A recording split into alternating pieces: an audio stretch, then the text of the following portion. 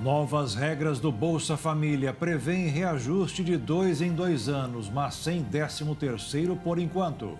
Consumidor de São Paulo já encontra gasolina sendo vendida a R$ 8,00 nos postos de combustíveis. 70% dos brasileiros moram em cidades com risco de desastres climáticos relacionados a chuvas extremas, como as do litoral norte de São Paulo. Trabalhadores que ganhavam 16 centavos por saco de carvão produzido e lacrado são resgatados de carvoaria da Bahia. Alimentos ultraprocessados provocam mais mortes do que assassinatos no Brasil. Ganhador de Nobel da Paz, que protestou contra a ditadura em Belarus, é condenado a 10 anos de prisão. Primeira convocação de técnico interino da seleção brasileira tem várias surpresas, como o jogador Rony do Palmeiras. E no Dia Mundial da Oração, a ciência explica que a conversa com Deus, além da emoção, ajuda o ser humano a viver mais.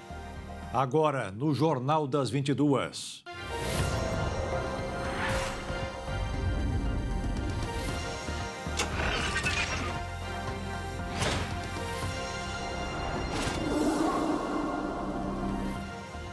Olá, boa noite. Boa noite. Uma ex-namorada do atacante Pedrinho do São Paulo disse que foi agredida por ele. O exemplo está sendo investigado. É um caso de violência doméstica que pode ser acrescentado ao balanço divulgado pelo Fórum Brasileiro da Violência sobre o que aconteceu com as mulheres no ano passado. Foram mais de 18 milhões e meio de todos os tipos de agressão. Violência doméstica, ameaça, injúria e lesão corporal. Essas foram as acusações feitas contra o atacante Pedrinho pela ex-namorada Amanda Nunes. O boletim de ocorrência contra o jogador foi registrado no último dia 27 de fevereiro, com relatos de agressões físicas durante as discussões do casal. Em nota, o clube informou que acompanha as apurações policiais e que jamais compactuará ou aceitará qualquer tipo de agressão contra a mulher. Até o fechamento dessa reportagem, nem o jogador nem sua defesa haviam se pronunciado sobre o caso. Segundo o depoimento, no dia da denúncia, Pedrinho teria arremessado o celular contra Amanda e a agredido com socos e tapas, além de xingá-la e ameaçá-la para que não tornasse públicas as agressões. São alguns dos tipos de violência sofridos também por outras milhões de brasileiras que fazem parte de um estudo que acaba de ser divulgado. De acordo com a 4ª pesquisa Visível e Invisível, a vitimização de mulheres no Brasil, do Fórum Brasileiro de Segurança Pública e do Datafolha, em todo o ano de 2022, quase 15 milhões de mulheres relataram ter sofrido ofensas verbais. Quase 9 milhões perseguição, 8 milhões ameaças, chutes, socos e empurrões, quase 7 milhões e meio. Fora os inúmeros casos de ofensas sexuais, espancamento ou tentativa de estrangulamento, ameaça com faca ou arma de fogo, lesão provocada por algum objeto que foi atirado e até esfaqueamento ou tiro. Segundo o levantamento, 18 milhões e 600 mil brasileiras relataram ter sido vítimas de violência em 2022, o maior número da série histórica. Isso quer dizer que a cada minuto, 35 mulheres sofreram algum tipo de agressão física ou verbal no Brasil no ano passado. Só que muitas delas não denunciaram. A ONU, na parte de estudos de violência contra a mulher, já é mundialmente, temos um parâmetro de que as mulheres, quando vivenciam situações de violência doméstica e familiar, elas só tomam coragem de denunciar depois da 7ª agressão sofrida. A delegada afirma que grande parte das vítimas normaliza os atos criminosos para preservar o que acredita ser um relacionamento. Mas o silêncio permite o aumento dos episódios de violência. São crimes que ocorrem na clandestinidade entre o agressor e a agredida. Então, muitas vezes, nós não tínhamos conhecimento desses crimes que estão ocorrendo diuturnamente nos lares. E ainda que haja denúncia por crimes que não deixam marcas visíveis, como ofensas, perseguição ou ameaças, segundo a delegada, a impunidade mantém a rotina de agressões. As penas são pífias, são penas que não dão ensejo a encarceramento, a uma prisão em flagrante, por exemplo. São penas que realmente não dão a certeza do castigo e, principalmente, aquela sensação de justiça não é feita. Por exemplo, uma ameaça, você anuncia que vai praticar um crime muito grave, como um estupro, como uma tortura, como um homicídio, feminicídio. Mas até então, espera-se realmente que se efetive para que aquele que está anunciando a prática desse crime seja realmente punido. Então, é algo que os legisladores urgentemente têm que alterar. Mesmo que essas alterações demorem a ser efetivadas, a delegada alerta que denunciar é a única maneira de minimizar os danos, com a aplicação de medidas protetivas. Além das delegacias especializadas nesse tipo de atendimento, o Ligue 180 também é um serviço de utilidade pública essencial para o enfrentamento à violência contra a mulher. No Brasil, de cada 10 cidades, 4 são consideradas vulneráveis a desastres climáticos relacionados a chuvas extremas, o que representa que 70% da população do país vive nessas condições. São 2.120 cidades que agora serão monitoradas diariamente pelo Centro Nacional de Monitoramento e Alertas de Desastres Naturais. Antes eram 1.038 municípios monitorados pelo CEMADEM. Agora, com os recentes desastres a nível nacional, mas principalmente no litoral norte de São Paulo, a lista foi ampliada em quase o dobro da quantidade. Entre eles, São Sebastião, Ubatuba e outros da região que sofreram com deslizamentos. A Vila Saí, por exemplo, onde morava a maioria das vítimas da tragédia, foi citada como uma área de alto risco. A ampliação foi anunciada pelo Ministério da Ciência, Tecnologia e Inovação durante o 10º Seminário Técnico-Científico de Análise de Dados do Desmatamento na Amazônia Legal, em Brasília, e deve ser feita em 2 etapas, primeiramente incluindo 235 municípios da região metropolitana de lugares que já são monitorados e, em seguida, acrescentando outros 841. A maior parte das cidades monitoradas pelo CEMADEM fica nas proximidades da costa nas regiões Sudeste e Nordeste. O CEMADEM explica que isso acontece devido ao processo de colonização e também onde estão as áreas com a topografia mais pronunciada, como a Serra do Mar e a Serra da Mantiqueira, em Minas Gerais. O monitoramento é feito por meio de um mapeamento das áreas de risco, acompanhamento das chuvas em tempo real por meio de pluviômetros automáticos e da definição de limites críticos de precipitação que podem causar deslizamentos de terra ou inundações e enxurradas. Porém, para que essa rede de segurança funcione, é preciso que os alertas emitidos pelo próprio CEMADEM e outras instituições que atuam nessa área cheguem até os moradores das regiões vulneráveis, como por meio das unidades locais da Defesa Civil.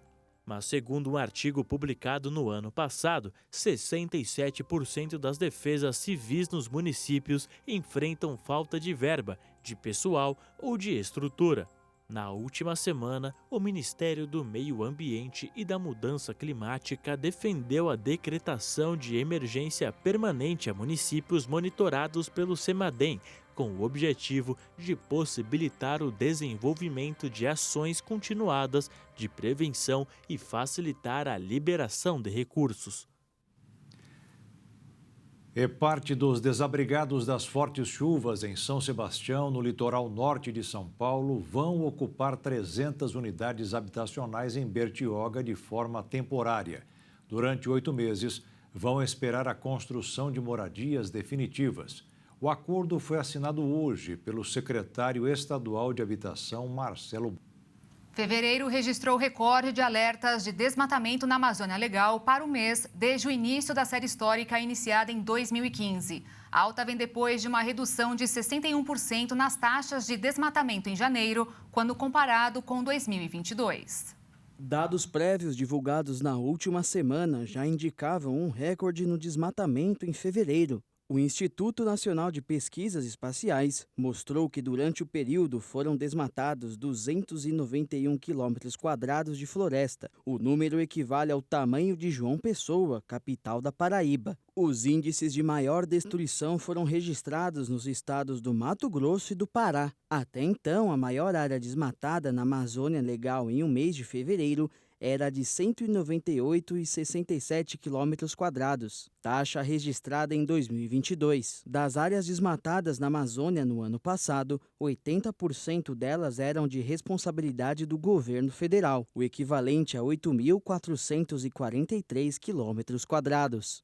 No acumulado dos últimos 4 anos, foram desmatados 35.193 km², área superior aos estados de Sergipe e Alagoas, de acordo com o levantamento do Instituto do Homem e Meio Ambiente, divulgado em 18 de janeiro. Entre as promessas de campanha de Lula para o meio ambiente estava a punição para quem desmatasse de forma ilegal. Depois das eleições, o ex-ministro do Meio Ambiente, Carlos Mink, disse que o Brasil registraria uma redução forte e imediata do desmatamento no Brasil já no primeiro trimestre do governo Lula. Ele foi o titular do ministério de 2008 a 2010. A Fundação Oswaldo Cruz fez um alerta hoje. 16 estados registraram aumento de casos de Covid-19. Os especialistas reforçaram a importância de tomar a vacina bivalente que está disponível nos postos de saúde.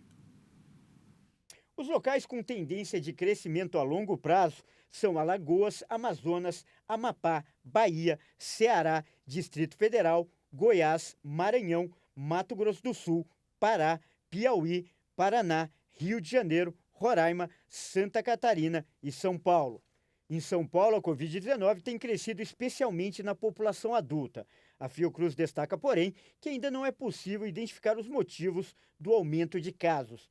Os dados avaliam o período de 19 a 25 de fevereiro, que inclui parte do último feriado. A Fiocruz enfatiza que a vacina bivalente da Pfizer, que protege contra a cepa original do coronavírus e as subvariantes da Ômicron, está disponível e reforça a necessidade da adesão à campanha de vacinação iniciada em 27 de fevereiro, para que o cenário atual não gere impacto significativo em termos de casos. E veja a seguir, novas regras do Bolsa Família prevêem reajuste de 2 em 2 anos, mas sem 13º. E ainda, consumidor de São Paulo já encontra gasolina sendo vendida a R$ 8,00 nos postos de combustíveis.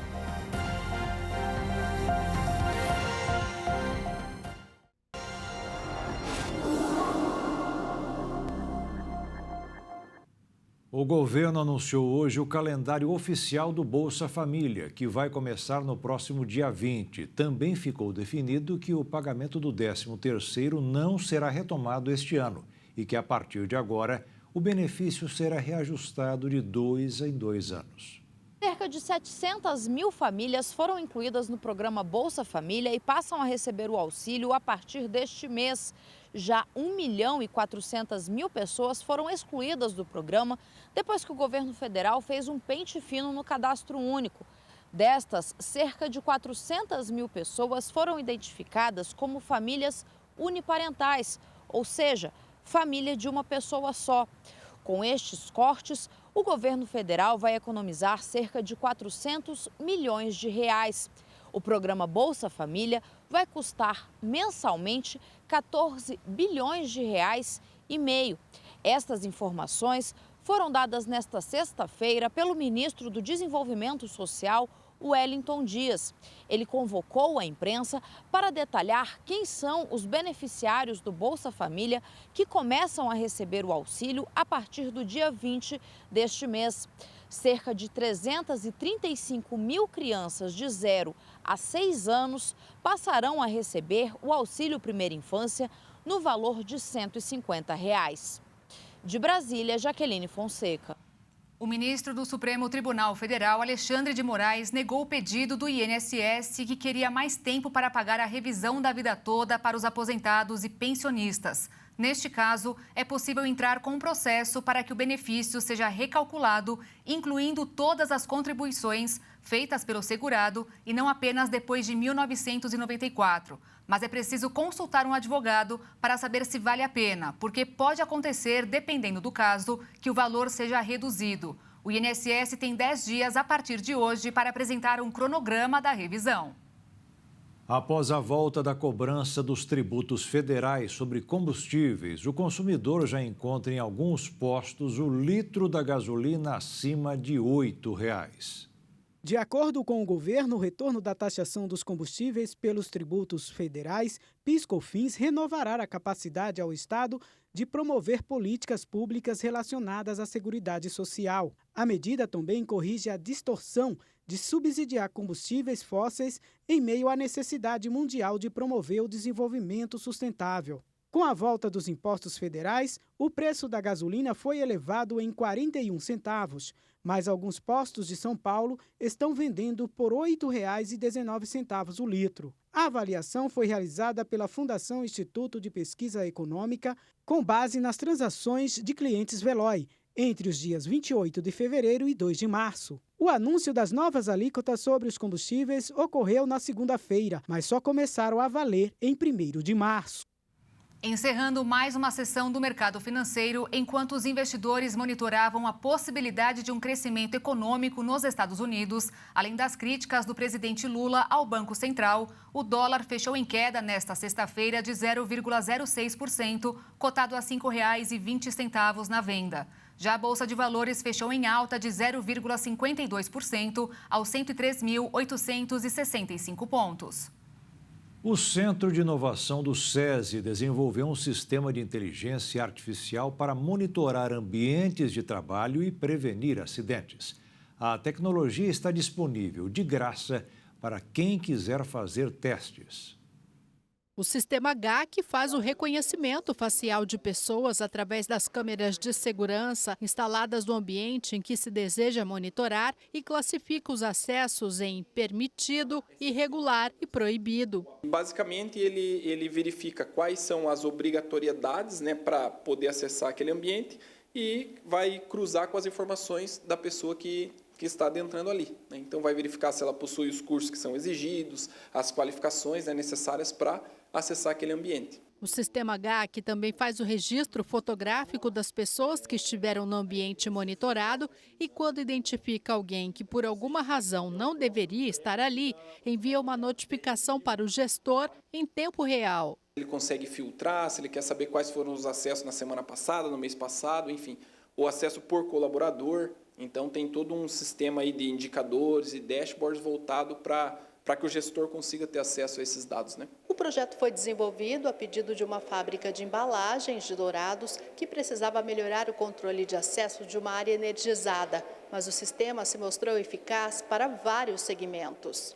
Algumas empresas do segmento alimentício, eles precisam evidenciar o controle de acesso da área de manipulação de alimento. As universidades ou escolas precisam controlar quais são os alunos que podem acessar um laboratório ou, enfim, determinado setor. A tecnologia foi desenvolvida pela equipe do Centro de Inovação do SESI. Está disponível para teste por 30 dias gratuitamente. Interessados devem preencher o formulário no site sistemagac.sesims.com.br.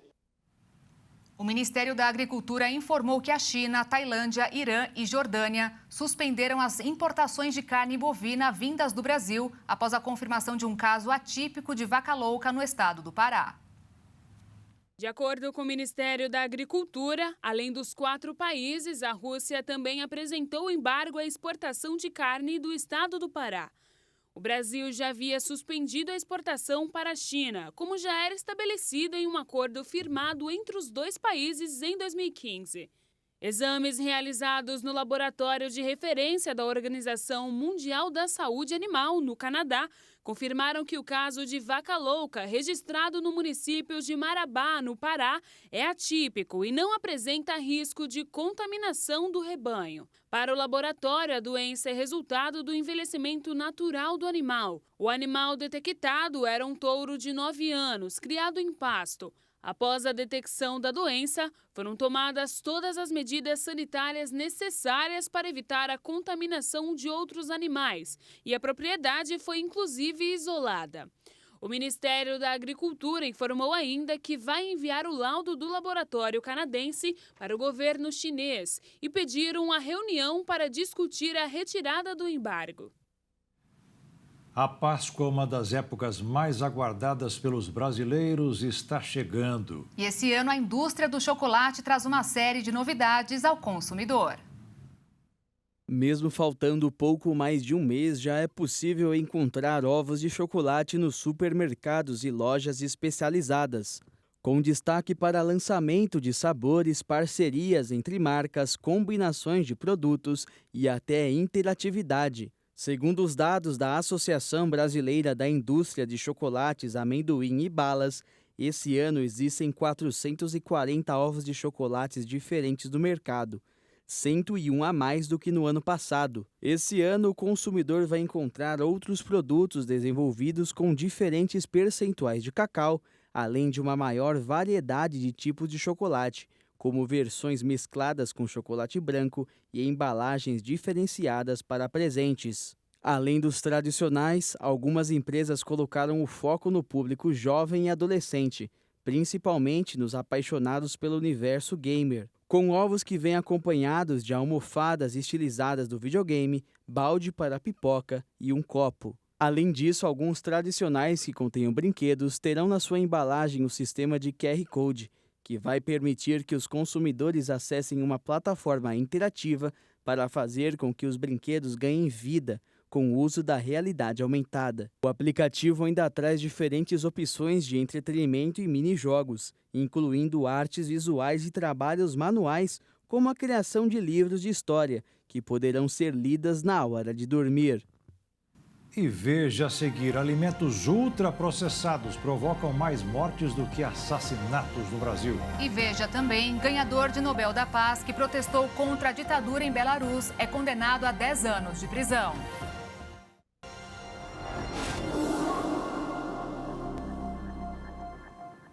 Lugares de trabalhos insalubres e empregados mantidos sob regime semelhante à escravidão. Na Bahia, 5 trabalhadores foram resgatados de um trabalho desumano em empresa de carvão. Eles sofriam uma jornada exaustiva e ganhavam 16 centavos por ensacamento. Já no sul do país, empregados de uma vinícola eram destratados e agredidos pelos seus superiores. O resgate aconteceu durante uma inspeção do Ministério do Trabalho e Emprego, em parceria com o Batalhão Ambiental da Polícia Militar da Bahia, graças a uma denúncia anônima. Os empregados também não tinham registro de contrato de trabalho e nunca puderam tirar férias. Além disso, não recebiam 13º e adicional de insalubridade. A empresa não fornecia equipamentos de proteção individual como calçados, vestimentas ou máscaras, o que fazia com que os homens trabalhassem apenas de chinelo e bermuda. As condições de alimentação também eram precárias. Eles não tinham acesso à água potável e as instalações estavam em condições insalubres. Os homens comiam no mesmo galpão onde ensacavam carvão.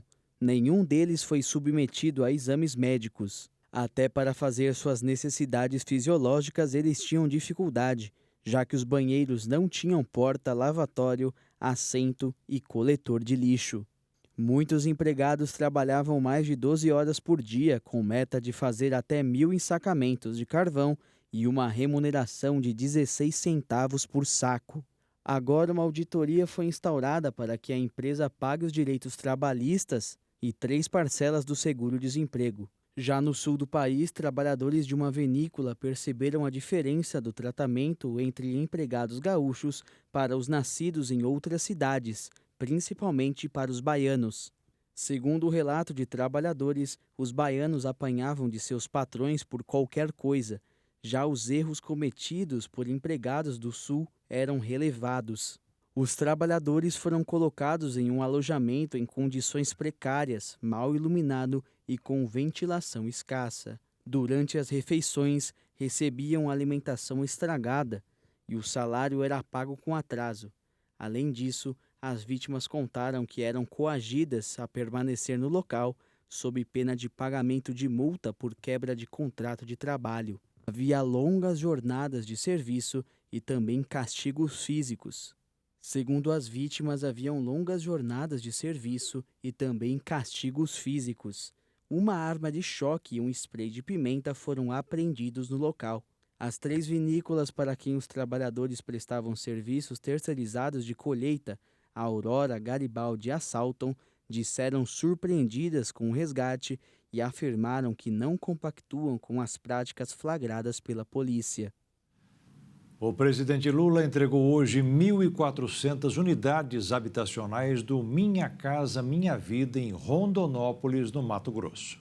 O governo federal entregou nesta sexta-feira as chaves de 1.440 casas em um empreendimento do Minha Casa Minha Vida, contratado há quase 10 anos no município de Rondonópolis, no Mato Grosso. As unidades entregues hoje, em uma cerimônia na presença do presidente Lula, além de ministros de Estado, têm 46 metros quadrados. A região conta com infraestrutura como drenagem e asfalto, além de equipamentos públicos como escolas, creches e unidades básicas de saúde. O residencial tem 9 etapas habitacionais e 4 estão com as obras paradas desde junho de 2017. Segundo o governo federal, o Banco do Brasil está contratando uma nova construtora para concluir o trabalho. Esse conjunto começou a ser feito em 2013. Em 2013 começou a ser feito. Há 10 anos atrás. Esse conjunto já era para ser feito, já era para ter acabado. E é importante vocês saberem que aqui tem mais 2 conjuntos paralisados. E nós vamos vir dar ordem de serviço agora em março para os 2. E se Deus quiser, em 2024, a gente vai vir inaugurar mais esses 2 prédios aqui. As casas entregues hoje fazem parte da faixa 1 do programa Minha Casa Minha Vida, que havia sido suspensa na gestão passada do governo federal. Durante a cerimônia, o presidente Lula anunciou que pretende entregar até 2026 2 milhões de unidades habitacionais, além de criar uma política específica para atender as famílias de classe média, que recebem até R$5 mil por mês. Nós estamos contratando mais 2 milhões de casas. Casa para as pessoas que ganham menos. E também precisamos criar um programa para os setores médios da sociedade. Porque as pessoas que às vezes ganham R$6 mil, 5 mil, 7 mil, às vezes também não têm direito a ter uma casa, ele não quer uma casa muito pequena e não pode comprar uma maior. Então é preciso que a gente construa uma casa para que as pessoas de classe média baixa, para que os trabalhadores possam comprar essas casas a um preço, maior do que o preço mínimo do salário, até 2, mas que ele possa viver dignamente numa casa que ele queira escolher. Uma pesquisa mostrou que o consumo de alimentos ultraprocessados causou a morte de 57 mil pessoas em 2019 no Brasil. Em parceria com a USP, Universidade Federal de São Paulo e Universidade de Santiago, no Chile, o estudo demonstrou que esse problema está longe de acabar. Um dos fatores principais é a falta de tempo que as pessoas têm para efetuarem refeições de maneira mais correta. Os ultraprocessados são alimentos industrializados feitos majoritariamente ou integralmente de substâncias como óleos, açúcar e gorduras, derivados de constituintes como amido modificado ou sintetizados em laboratório com base de matéria orgânica como petróleo e carvão. Alguns desses exemplos são os corantes, conservantes e aromatizantes. O estudo apontou que foram responsáveis pela morte de 57 mil pessoas no Brasil, com base em dados de 2019, o mais recente disponível sobre o tema. Para efeito de comparação, no mesmo ano, 45.500 pessoas foram assassinadas no Brasil, segundo o Sistema de Informações sobre Mortalidade do Ministério da Saúde. Para os pesquisadores, se os brasileiros reduzissem o consumo desses alimentos em 20%, 12 mil mortes poderiam ter sido evitadas. Caso a redução fosse de 50%, 29 mil. Mas o governo brasileiro parece não se preocupar com isso, já que acumula um histórico de prioridades erradas, concedendo uma série de subsídios e incentivos fiscais que barateiam e tornam mais acessíveis os produtos industrializados, enquanto dá pouco apoio à produção de frutas e legumes, principalmente de pequenos produtores. Além disso, a pesquisa revelou que o número de adultos com mais de 20 anos com excesso de peso mais do que dobrou. Subiu de 12,2% em 2003 para 26,8% em 2019. Segundo os especialistas, é necessário dar incentivos fiscais ao pequeno agricultor e favorecer hortas comunitárias para valorizar o consumo de alimentos frescos e com alto teor nutritivo, além de taxar alimentos que causam doenças. Somente dessa forma e com propagandas e programas sociais de incentivo, a população tomará conhecimento de fato sobre o perigo dos alimentos ultraprocessados. E depois de tudo isso, é bom prestar atenção neste dado. Até 2035, mais da metade da população mundial estará acima do peso ou obesa. Um dado que deverá ser colocado à mesa amanhã, no Dia Mundial contra a Obesidade. A previsão é de que 51% da população mundial, ou seja, mais de 4 bilhões de pessoas, tenham algum problema com excesso de peso em 2035. Dados do Atlas 2023 da Federação Mundial da Obesidade alertam para que medidas sejam tomadas para conter o problema. A principal preocupação está entre as crianças e em países de baixa renda, onde as taxas de obesidade estão aumentando de forma muito rápida. E muitas pessoas devem se perguntar como crianças que vivem em países onde o acesso à comida pode ser restrito sofrem com obesidade. A explicação está no alto consumo de alimentos industrializados, que fazem com que essas crianças não ganhem estatura, mas continuem ganhando peso. O relatório também constatou que a obesidade infantil pode mais do que dobrar em relação aos níveis registrados em 2020, chegando a atingir mais de 380 milhões de crianças. O relatório foi feito com base no Índice de Massa Corporal, o IMC, que é reconhecido como padrão internacional para avaliar o grau de sobrepeso e obesidade. De acordo com as diretrizes da Organização Mundial da Saúde, um IMC acima de 25 já indica sobrepeso. E quando o IMC é acima de 30, é considerado obesidade. De São Paulo, Bruna de Giaimo.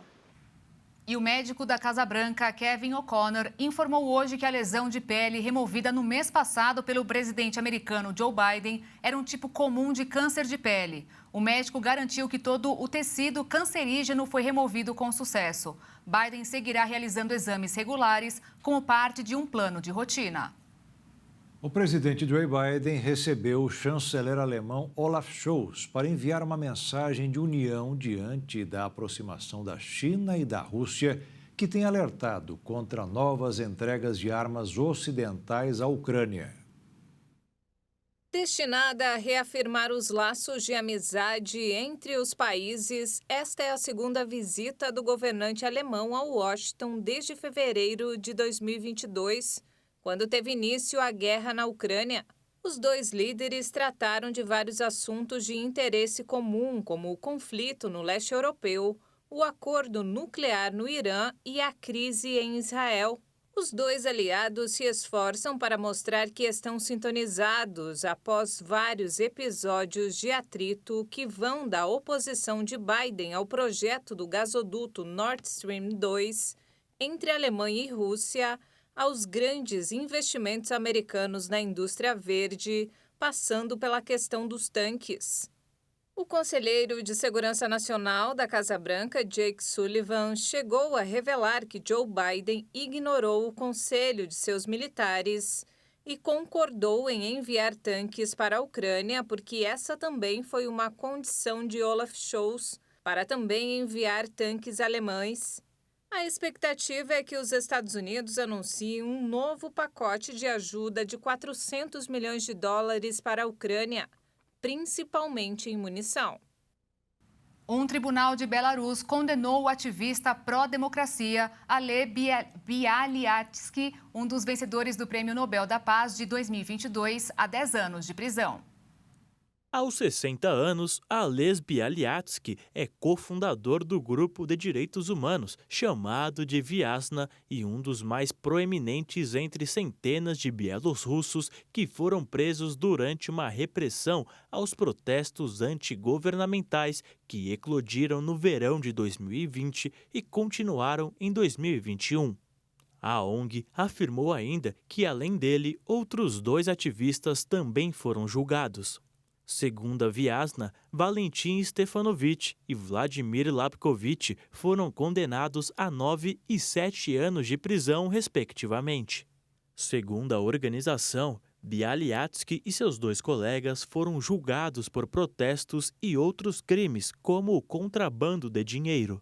Os 3 foram detidos após as históricas manifestações contra a polêmica reeleição em 2020 do presidente bielorrusso Alexander Lukashenko.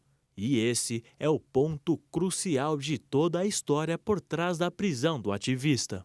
Desde que chegou ao poder da Bielorrússia em 1994, quando se tornou o primeiro presidente do país, Lukashenko é frequentemente mencionado como o último ditador europeu. Muito pela forma como ele leva o seu governo, com um forte autoritarismo que lembra a época soviética, controlando os principais canais de mídia, perseguindo e prendendo seus oponentes políticos, além de marginalizar as vozes independentes do país, como no caso do ativista Ales Bialiatski.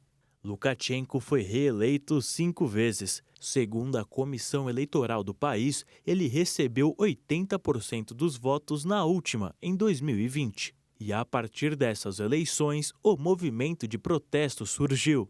Durante as manifestações de 2020, pelo menos 1.446 pessoas foram detidas, tendo enfrentado ou ainda enfrentando processos criminais na Bielorrússia, o que inclui Bialiatski e seus 2 companheiros.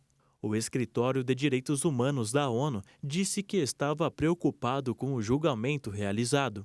Eles afirmaram que as prisões e as detenções arbitrárias eram alarmantes e pediram a libertação dos prisioneiros, já que a prisão colocava os defensores dos direitos humanos da Bielorrússia em risco de processo criminal por seu trabalho legítimo.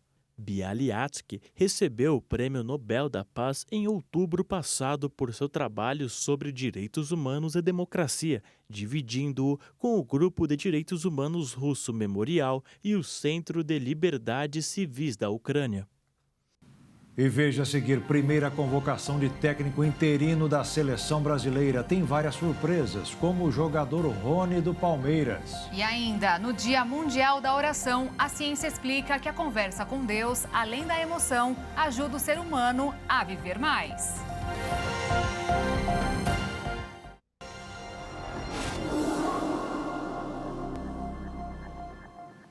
A maioria dos ministros do Supremo Tribunal Federal votou para determinar que a audiência de custódia em até 24 horas seja obrigatória para todos os tipos de prisões, inclusive temporárias, preventivas e definitivas, e não apenas para os casos de flagrante. Nas audiências de custódia, o suspeito é ouvido por um juiz que avalia a necessidade da detenção e a legalidade da abordagem policial daquela ocasião e decide se mantém ou não a prisão. O relator do caso, o ministro Edson Fachin, já havia determinado uma decisão neste sentido em 2020, mas a Procuradoria-Geral da República apresentou recurso. Agora, Fachin manteve sua posição e foi acompanhado por outros 5 ministros: André Mendonça, Carmen Lúcia, Dias Toffoli, Luiz Roberto Barroso e Ricardo Lewandowski. A ação começou com um pedido da Defensoria Pública do Rio de Janeiro, que questionou uma resolução do Tribunal de Justiça do Estado, que limitou as audiências de custódia aos casos de prisão em flagrante. Inicialmente, em 2017, Fachin negou a solicitação por questões técnicas. Em 2020, no entanto, ele considerou a decisão. Dias depois, a determinação foi estendida para outros tribunais de todo o país, atendendo a pedido da Defensoria Pública da União. Em seu voto, o relator considerou que a audiência de custódia permite que o juiz responsável pela ordem prisional avalie a persistência dos fundamentos que motivaram a sempre excepcional restrição ao direito de locomoção, o que pode evitar eventual tratamento desumano ou degradante.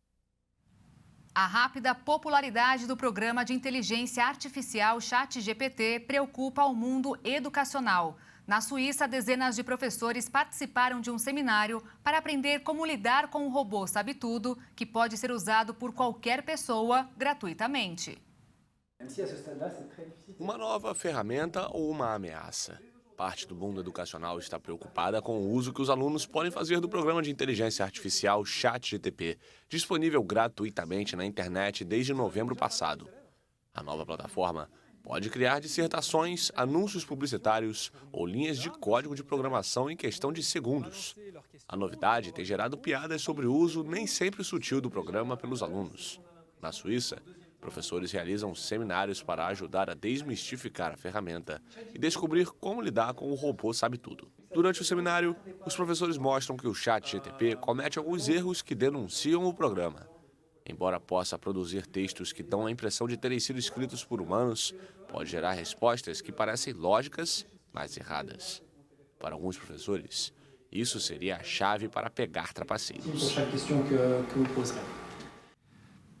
O técnico interino da seleção brasileira, Ramon Menezes, divulgou a lista com os 23 nomes que enfrentarão Marrocos no amistoso que acontece dia 25 de março na cidade de Tanger, no norte do país africano. A relação conta com diversas estreias e jogadores com idade olímpica. Parece que a renovação pós-Copa do Mundo do Catar começou na seleção brasileira. Na lista divulgada, 9 jogadores nunca tinham sido chamados, com destaque para 2 caras novas na relação, vindas do Palmeiras, atual campeão brasileiro. O meio-campista Rafael Veiga, considerado por muitos um dos maiores injustiçados pelo técnico Tite, enfim, recebeu a oportunidade de defender o seu país. Veiga é uma das principais peças ofensivas do Alviverde e um dos grandes responsáveis pelas inúmeras conquistas palestrinas nos últimos anos, marcando gol em praticamente todas as finais que disputou. Outra figura do Palmeiras na lista é o atacante Rony, elemento fundamental nos títulos recentes do Verdão e, para muitos, a grande surpresa da lista. Além de Veiga e Rony, Mikael do Atlético Paranaense, Robert Renan do Zenit da Rússia, Arthur do América Mineiro, André do Fluminense, Andrei Santos do Vasco, João Gomes do Wolverhampton e Vitor Roque do Atlético Paranaense terão o privilégio de vestir a amarelinha pela primeira vez. O resto da lista conta com nomes conhecidos do torcedor brasileiro e que disputaram a Copa do Mundo do Catar, sendo o goleiro Ederson do Manchester City da Inglaterra, Mikael do Atlético Paranaense e o Everton do Palmeiras. Nas laterais temos Arthur do América Mineiro, Emerson Royal do Tottenham da Inglaterra, Alex Telles do Sevilha da Espanha e Renan Lodge do Forest da Inglaterra. A zaga conta com Ibáñez do Roma da Itália, Éder Militão do Real Madrid da Espanha, Marquinhos do Paris Saint-Germain da França e Robert Renan do Zenit da Rússia. O meio-campo é composto por André do Fluminense, Andrei Santos do Vasco, Casemiro do Manchester United da Inglaterra, João Gomes do Wolverhampton da Inglaterra, Lucas Paquetá do West Ham da Inglaterra e Rafael Veiga do Palmeiras. No ataque temos Antony do Manchester United da Inglaterra, Richarlison do Tottenham da Inglaterra, Rodrigo do Real Madrid da Espanha, Rony do Palmeiras, Vinícius Júnior do Real Madrid da Espanha e Vitor Roque do Atlético Paranaense. A ausência mais sentida por diversos brasileiros foi a do atacante Neymar, que se recupera de uma lesão no tornozelo. A seleção abre o ciclo da Copa do Mundo de 2026 fora de casa, contra o Marrocos, no dia 25 de março. A data FIFA permitiria até 2 amistosos, mas a CBF marcou apenas um e prometeu liberar os convocados ao final do jogo contra a seleção marroquina. Um médico veterinário de Dourados, em Mato Grosso do Sul, teve uma surpresa quando voltou para casa depois de uma viagem de apenas 10 dias. Foi o tempo que abelhas Jataí precisaram para construir o abrigo ideal para viverem em segurança logo na porta do quarto do doutor. Você já pensou uma colmeia inteirinha para chamar de sua? O que antes parecia impossível mostrou-se real quando este médico veterinário voltou de viagem. No batente do quarto de visitas, as abelhas da espécie Jataí, aquelas que não têm ferrão, se instalaram e sem cerimônia. Viajei de férias e quando eu voltei, olha o que eu encontrei. Umas abelhinhas simpáticas vieram morar no meu quarto. Fui arrumar aqui o fundo de casa e encontrei um canudinho na porta do fundo de um quarto. Aí eu vi que eram abelhas, né? Só que quando eu abri, eu vi o tamanho da colmeia. Isso que eu assustei, né? Pelo tamanho da casa que elas construíram em tão pouco tempo. Já que o Zusa foi escolhido pelas abelhas, ele resolveu então adotá-las. Mas elas serão transferidas assim que fizer sol para uma caixa apropriada, com toda a infraestrutura e comodidade que a nova família merece. A ideia é, elas vão ficar por aqui mesmo, né? Eu vou arrumar a casinha para elas e vai ficar por aqui mesmo. Já que elas decidiram morar aqui, elas vão continuar morando aqui mesmo. O carinho com as abelhas já foi estabelecido desde o início. Tanto que Zusa fez vídeos que foram publicados em redes sociais. A quantia de visualizações foi tão grande que rendeu inclusive fama para as abelhinhas. Eu fico vendo os outros vídeos e geralmente o pessoal tá lançando esses vídeos com curiosidade, né, tal, fatos inéditos, assim, daí eu achei interessante de gravar, né, quando eu gravei, só que eu não imaginava que ia ter tanta visualização, assim, esse vídeo. Este especialista em abelhas afirma que o inseto, mesmo sem ferrão, também é importante para o ecossistema, sendo inclusive capaz de polinizar, além de produzir um mel extremamente saboroso. O melhor mesmo é as pessoas conhecerem, verem que esses bichos não oferecem perigo e são extremamente úteis, né? Na polinização das plantas nativas, das plantas cultivadas comercialmente também. Quando você pensa em termos de polinização, o que vai determinar é o tamanho da abelha em relação à flor. Então, tem os tamanhos adequados para praticamente todos os tipos de flores. Conversar com Deus faz bem para a alma e para o corpo. A ciência explica que esse contato de fé mexe com a química do ser humano, uma combinação que ajuda a viver mais. Por isso é bom não esquecer este momento, especialmente hoje, que é o Dia Mundial da Oração.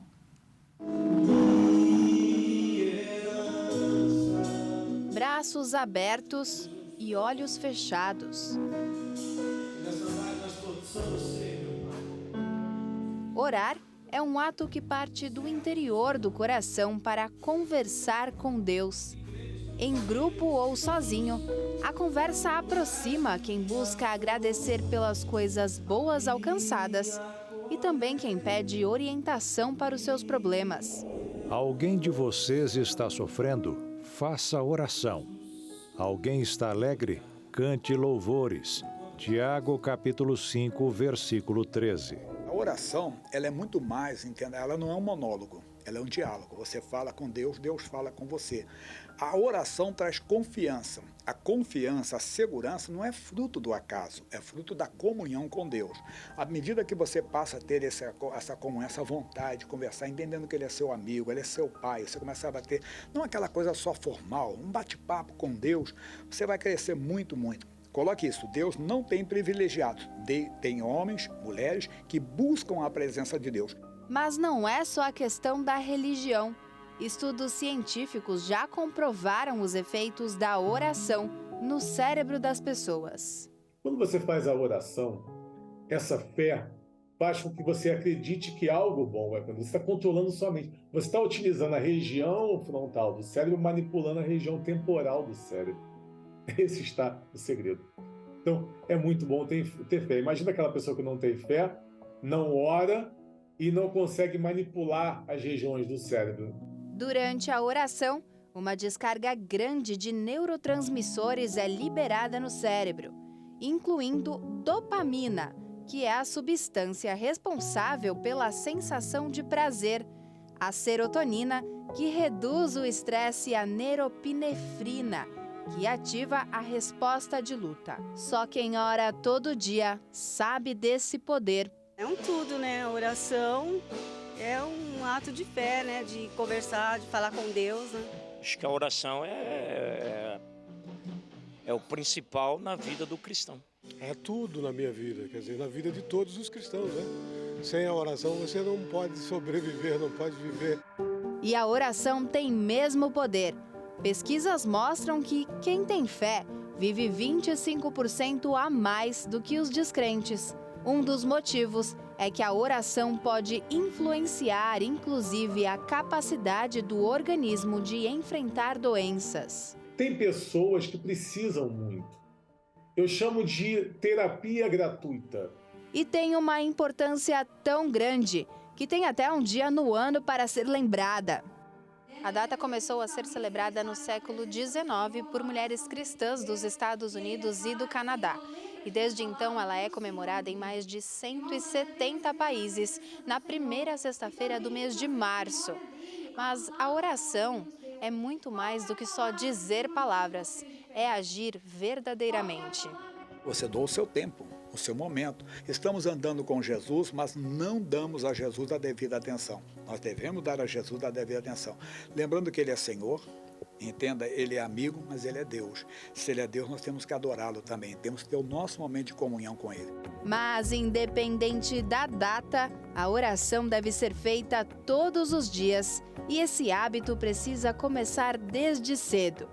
É importante os pais plantarem a semente na criança e continuar regando durante toda a vida.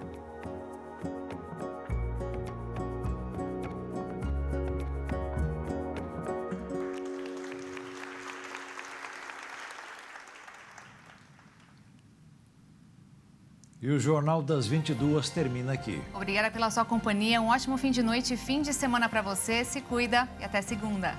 Boa noite, fique na paz.